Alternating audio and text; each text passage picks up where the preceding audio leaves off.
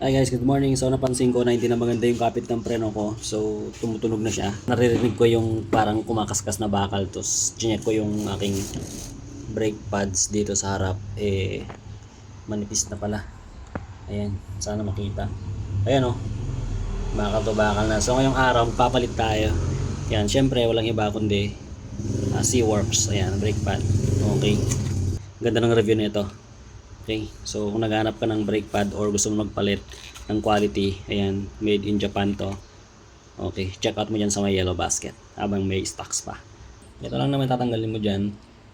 Ayan, gamit lang kayo ng 8mm na socket wrench. Ayan. So mahulog na yan dyan. Mahulog na yung preno natin. Ayan. Ito lang naman yung lock nyo. Yan, dukutin mo lang dito.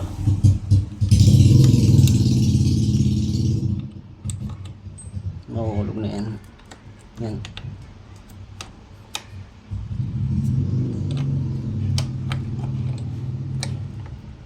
So ayan, tanggalan natin yung isa. Yan natin. Ayun o. Wala na. Kasi may guhit yan dito pagka hindi pa palitin . So ito matipis na talaga wala na. Okay, buti na check natin. Tanggal natin yung isa pa. Naiwan pa yung isa. Ayan. Ayan, natanggalan natin mga tol. So ito yung palit natin. Compare mo naman. Kapal niya no. So ayan mga tol. Diba? Kita nyo yung difference nyo. Okay. So same lang yan C-Works mga tol. Ayan. Ayan. Good quality to mga tol na brake pad. Okay, so sa mga naghahanap dyan ng brake pads na quality, check out dyan sa may yellow basket. Ayun mga tol, so nabalik na natin. Ayan. So far, makapal na siya. Okay. Ayan. Diba? Hindi mo naman. Kapal nyo. Sana makita.